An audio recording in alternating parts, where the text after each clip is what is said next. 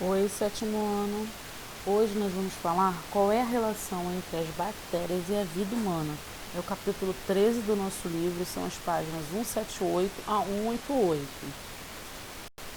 Então nós vamos começar falando sobre as bactérias e a relação que ela tem com a nossa vida, com a vida dos seres humanos, tá? É importante vocês saberem que as bactérias elas pertencem ao reino Monera, tá?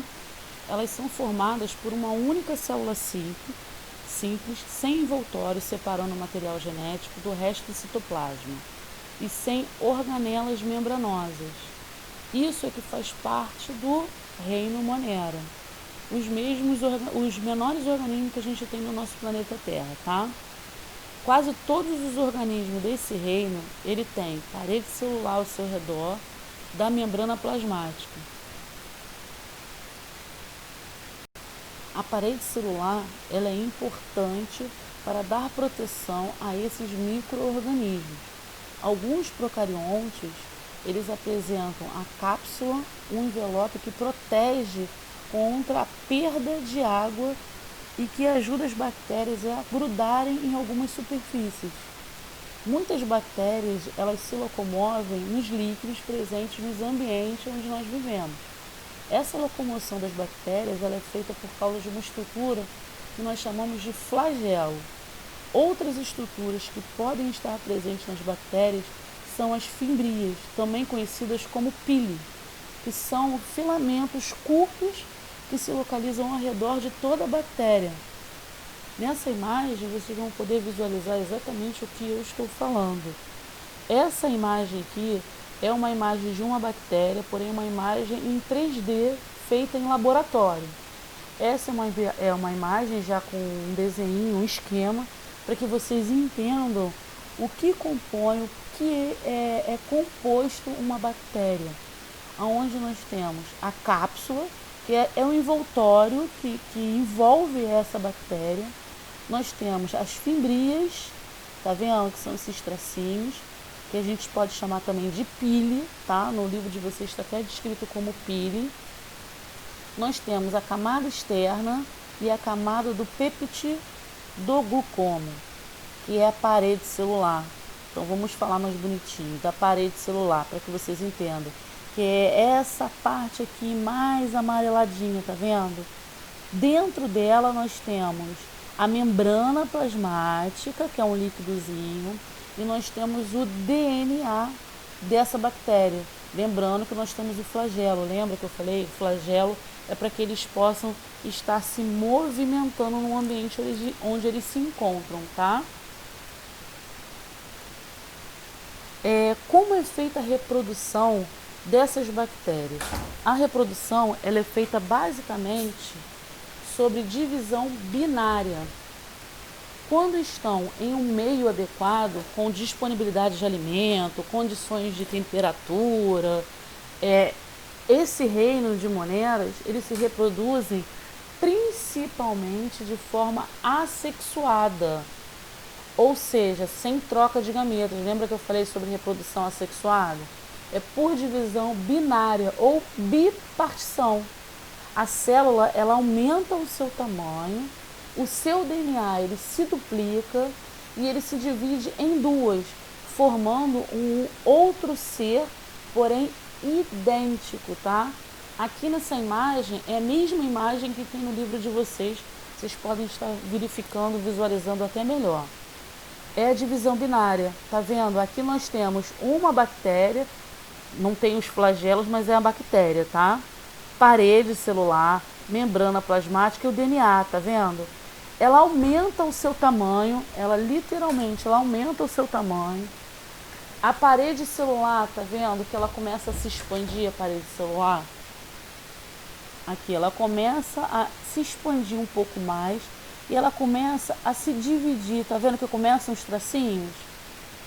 Depois ela completa essa divisão. Quando ela completa essa divisão, elas se separam, formando duas bactérias idênticas à primeira. Ou seja, elas são idênticas entre si. Não há diferença entre elas, tá bom? Nós vamos conhecer agora duas bactérias, que são as cianobactérias e arqueobactérias. Primeiro nós vamos falar das cianobactérias. Elas realizam fotossíntese e produzem nutrientes para ter energia e se reproduzir. Ou seja, elas mesmas produzem os nutrientes e elas mesmas produzem energia. Elas são aquáticas, marinhas ou de água doces, tá? Geralmente apresentam coloração esverdeada. Por que esverdeada? Porque nelas elas apresentam clorofila. É uma substância que absorve a luz da fotossíntese. Vocês estão lembrados disso? Fotossíntese, a planta, vou lembrar da plantinha. A planta ela precisa da luz do sol, ela é esverdeada por causa da clorofila que tem. Essa clorofila, ela consegue absorver, captar essa luz do sol para que gere energia para que a planta possa continuar vivendo. O mesmo acontece com a cianobactéria.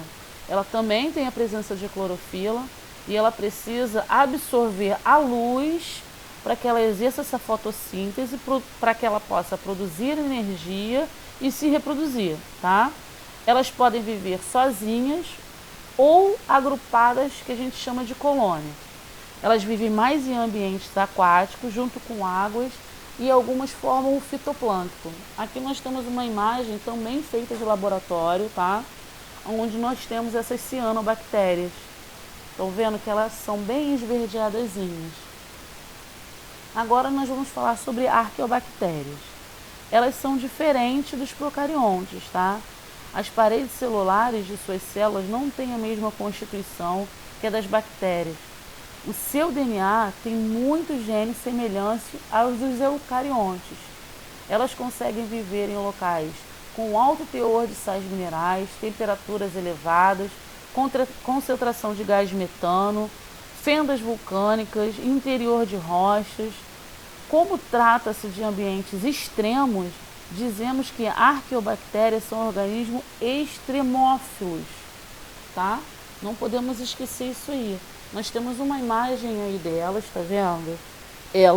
Vocês podem perceber que elas têm esse formato cilíndrico, elas têm o peeling, elas têm os flagelos, exatamente como uma bactéria.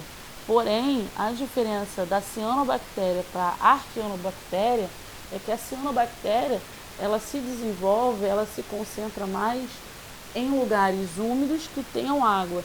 Já arqueobactérias, elas conseguem se sobreviver em locais extremos, como a gente citou aí, até mesmo uma fenda de um vulcão, tá bom?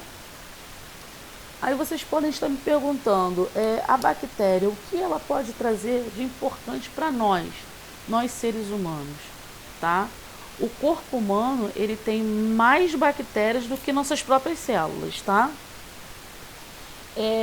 Em 2016, um cientista, ele verificou que uma pessoa de 20 a 30 anos, medindo 1,60 m, ela abriga cerca de 39 trilhões de bactérias.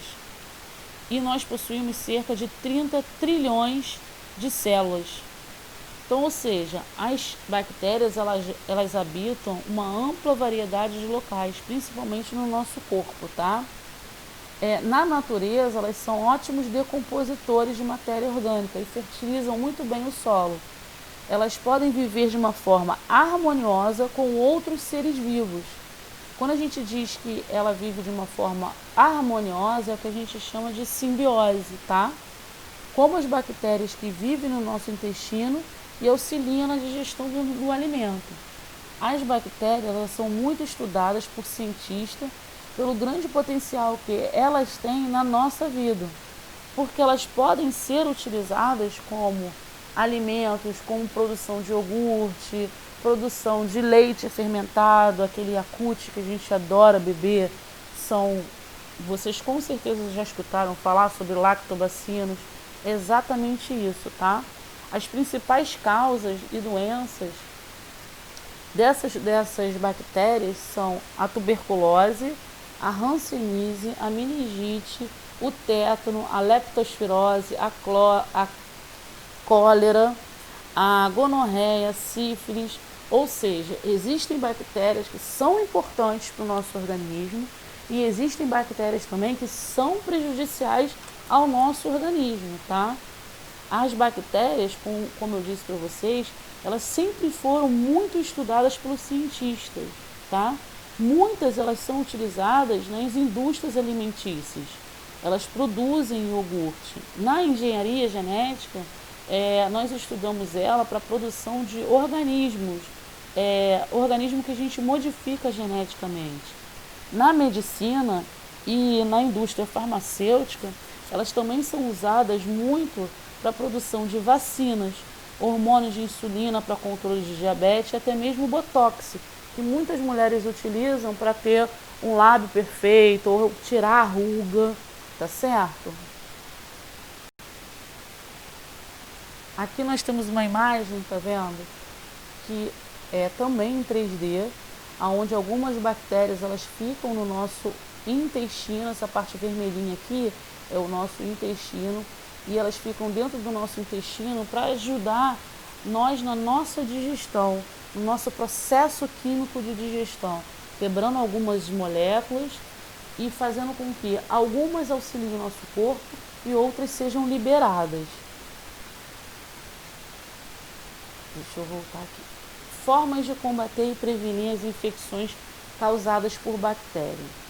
As doenças infecciosas elas são causadas por micro-organismos. Pesquisa leva a descobrir que 3 bactérias responsáveis por doença nos humanos são os Staphylococcus, os Streptococcus e os Pneumococos, os quais são os principais causadores de infecção na garganta, na orelha, na pele, além de causar pneumonia, tá? Pasteur ele foi um grande cientista e fez várias descobertas, tá? Ele desenvolveu algumas formas de combater esses micróbios, tais como a desinfecção, a asepsia, a esterilização e a pasteurização. Esse químico francês, o Pasteur, né?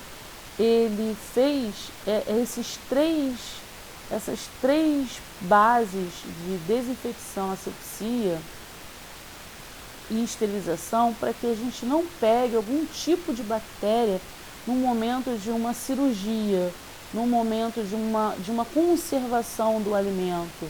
Ou seja, para você vai entrar num centro cirúrgico, sempre o médico ele faz uma asepsia, ele faz uma lavagem, ele faz uma desinfecção das mãos para que eles possam utilizar as mãos numa cirurgia que é feita em nós seres humanos. E existe também aquela limpeza, aquela desinfecção, asepsia também da nossa mão quando a gente vai manusear alguns elementos que nós passamos para quem vai consumi-los. E Pasteur utilizou exatamente dessas 3 formas para que a gente não pudesse adquirir. São formas que a gente poderia combater, tá? Uma outra forma também de combater essas doenças por bactérias é através de medicamento, tá? Não são todas de maneiras corretas, mas podem sugerir, a gente pode combater essas bactérias através do uso de antibióticos, tá? Esses antibióticos, eles só podem ser passados por médicos. Só médicos podem saber qual a dosagem, qual o tipo de antibiótico que nós podemos tomar para combater aquela determinada bactéria que nós temos no nosso corpo e está fazendo mal. Caso haja um excesso ou uso de uma maneira incorreta, pode surgir superbactérias. Como assim superbactérias?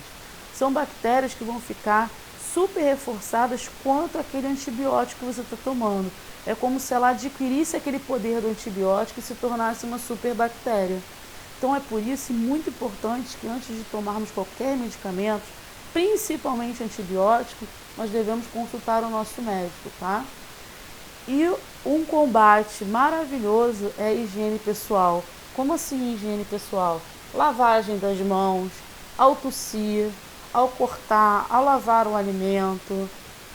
Nós estamos passando por uma pandemia exatamente com um vírus onde a maior prevenção dele é a nossa higiene. É a nossa higiene ao lavar a mão, a nossa higiene ao tossir, a nossa higiene ao ir ao banheiro e nos limparmos corretamente. Depois de ir ao banheiro, nós temos que lavar as mãos, porque debaixo das unhas podem ocorrer de algumas bactérias, alguns micro-organismos estarem ali. a lavagem dos nossos alimentos, tá? Nesse capítulo, então, eu falei para vocês das bactérias e como elas podem ajudar nós, seres humanos. Eu falei as características delas, eu disse duas bactérias, as cianobactérias e arqueobactérias. Eu falei também da prevenção e do combate das bactérias, tá? Espero que vocês tenham uma ótima semana. Deixe nos comentários abaixo dúvidas caso vocês tenham, tá? Não deixem de fazer os exercícios da apostila e nem as atividades semanais que eu estou enviando para vocês. Um beijo!